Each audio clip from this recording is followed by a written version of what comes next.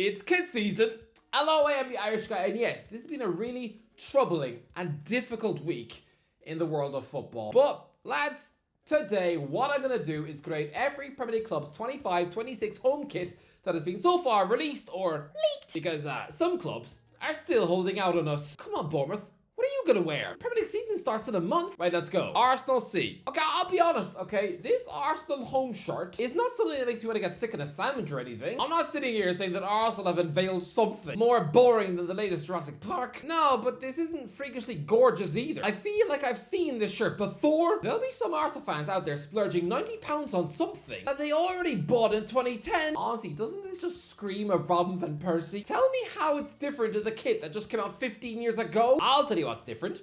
If you look closely at the reds, it's now covered in A's. Seriously, is that what we're doing now? Who designed this? Andy off Toy Story? Seriously, is this the era we're now living in? We're now in a time where football kit manufacturers are so out of ideas that they're slapping tattoos on the shirts. Oh, and next, are you gonna give them a tribal tattoo on the sleeve? Maybe with every home shirt bought from the club shop. You've got Dappy from N-Dubs there, happy to scribble no regrets on your neck. Is every Arsenal fan suddenly gonna look like a meathead of home and away? Honestly, this shirt is pretty classy to look at from afar, but it's one of those where once you pop on your glasses to get up close, you just can't unsee the million A's in the red. It just looks so bizarre, so for that alone, C. Aston Villa A. Well, the Aston Villa home shirt hasn't been released yet, but let's just look at their black away shirt, which has been released. And I think this is wonderfully gothic. Honestly, it's all in black and white. Even the badge. To me, this screams of Spider-Man 3, where Venom is literally just Spider-Man in a black suit. This looks like an evil version of Aston Villa. Very mean, the dark undertones.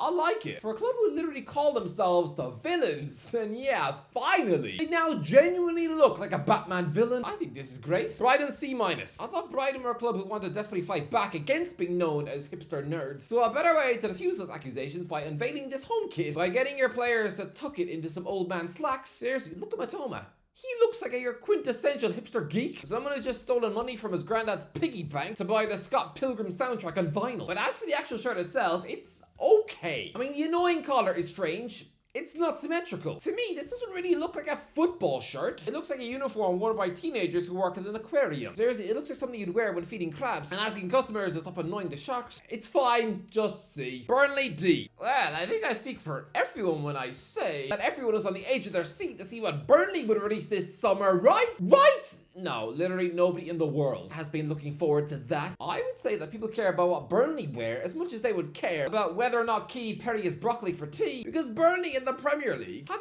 usually worn pretty ugly shirts. I mean, seriously, look at the state of what they turned up to in their last Premier League outing. The sight of that honestly makes me physically ill. It looks like the drab school uniform you have to wear on sports day. Vanderberg looks like he's giving up for an egg and spoon race. But this Burnley kid is better. It's a simple maroon color with light blue collar and sleeves, but again, what is with all the swirling lines on the front? It looks like you've given a 5-year-old a biro and told him to go nuts. Are you seriously preparing for a Premier League season wearing a shirt covered in doodles? This honestly looks like the back of a bathroom door at school. I'm kind of scared that if I look any closer, I'm gonna see a crude drawing of a naked Homer Simpson or an accusation about what my geography teacher does in private. I'm gonna give it a D. Chelsea C+.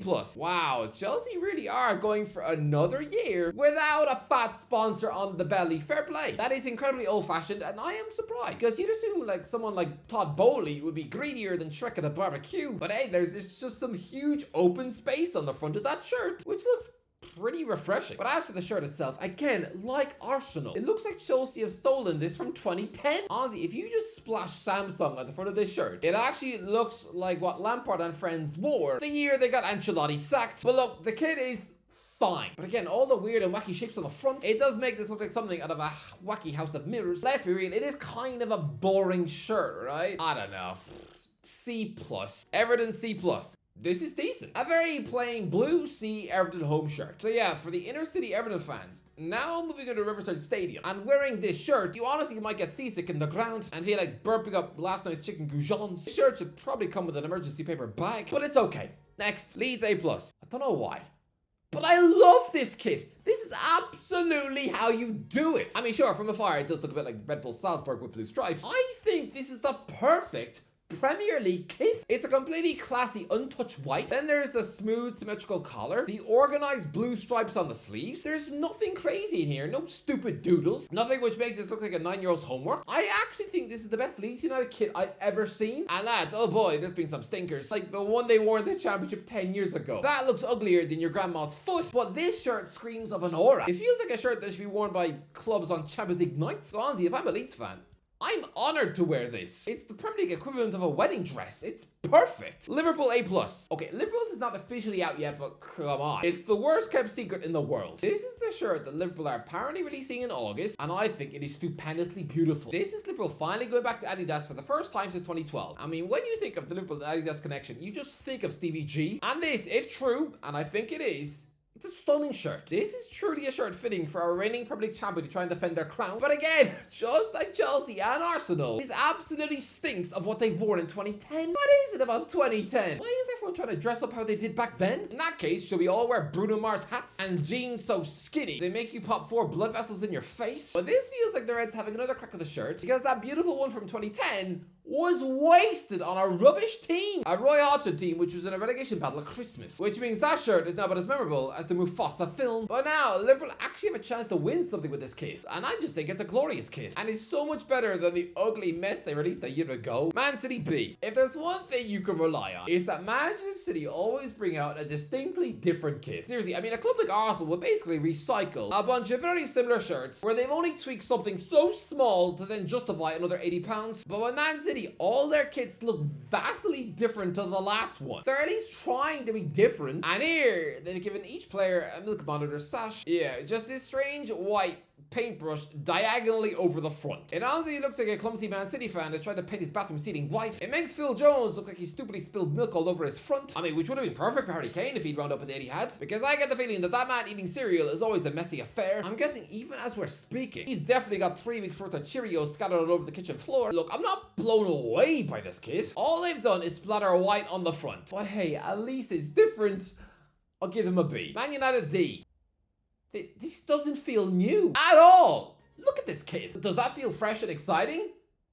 No! Chelsea and Arsenal have released kits that are clearly plagiarizing their homework from 15 years ago, but this one, Manchester United aren't even trying. This is blatantly a rip-off of the shirt they wore the year before last. This looks exactly like the shirt they won the FA Cup in 14 months ago. Man United would already have this one hanging up in their wardrobe, and you're wanting them to pretty much buy it again? Look at these two shirts side by side. It's like me showing you the DVDs of A Bug's Life and Ants. It's the same black collar, except this time, it doesn't meet up at the front, which I'm sorry, that just drives me up the wall. How hard is it for clubs to get the colors right? Have it just meet in the middle, you bunch of potatoes. It's like these people attempt to do a full collar and then just give up before it's done, choosing to knock off early to go eat some burgers out of a van. Look, this kit isn't dreadful or awful, but it is as bland as banana soup. And I think it's a downgrade on what they wore last season when they finished 15th. It's not dreadful, it's not amazing. It's like chewing on a cauliflower. It's fine. Newcastle F. I hate it.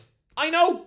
I'm sorry, okay? I want to like this because this is going to be what Newcastle wear on Champions League nights. I so badly wanted this to be an iconic shirt. I want this to be the shirt where the Magpies slap up Real Madrid, where they steal a last-minute win at the Nou Camp. I want this to be a season where the Newcastle home shirt is remembered forever. But I just cannot get on board with this. I just can't, because what on earth are the light blue stripes all about? Look, between 2013 and 2023, there was always blue on the shirt, sure, but it was always reserved solely for the sponsor on the front, which everyone tries to ignore anyway. Never ever try to interfere or dilute the iconic black and white stripes. But here, you've actually let it infect the actual color of the shirt. It then trickles all the way down to the armpits, and then it's all the way across the cuffs of the sleeves. It honestly feels like an infection. I'm half expecting Jordy to start munching each other's arms midway through the match. It honestly feels like a football version of 28 Days Later. The blue should not be on the shirt, not on the black and white. No, no, no. And the actual design makes the whole shirt look so fuzzy. I feel like I'm watching a grainy film from 1954. I feel like I need those stupid 3D glasses to see see this thing properly. It's like watching Avatar without the specs. I hate this shirt. I hate it. The Newcastle kits I love are the ones where it's black and white through and through. Like the Champions League one from 2023 or the impeccably smooth black and white stripes from 2011. Probably my favorite Newcastle shirt of all time. What this reminds me of is 2007. The last time the Magpies dared to splash blue on the collar and the sleeves. And while this was a fairly popular shirt at the time, and I still see people in Newcastle wearing it now, it just reminds me of the summer where Mike Ashley took charge and was no doubt wiping his donut fingers on Sir Bobby's coffee cups. It's been nearly 20 years since we had blue infecting the rest of the shirt, so yeah, I absolutely hate it.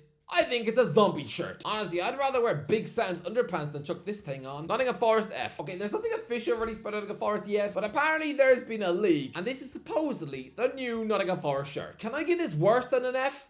Because it's horrible. I hate that collar because it instantly makes everyone who wear that look like someone who still frequents teenage discos at the age of 42. Sunderland C-. Okay, there's nothing official about the Sunderland home shirt yet, so let's take a look at their blue away kit instead. And oh dear, this looks like a bit of a mess. It might look like a blue chessboard, but oh no, it's got a million lighthouses on the front. A lighthouse encapsulated by a sun, which honestly just makes this whole thing look like some incredibly basic wallpaper you might buy for your gran. Sorry, but bland C-. Tottenham A. When it comes to Premier League shirt releases, I think Tottenham have the best track record. They release consistently brilliant shirts, and you know why? Because they always go for the less is more approach. Every year I'm always impressed by what Tottenham release because they always keep it clean and simple. And this reminds me of the shirt they wore back in 2006. It's a firm dark blue on the sides and the rest of it is pristine white. One big difference though is that they've centralized the club crest for the first time ever. Honestly, the Tottenham badge has never been in the middle of the chest ever in their history before, so it's a risk. And I remember Newcastle doing that in 2019 and it did not look right. So it is a risk from Spurs, but I think it pays off.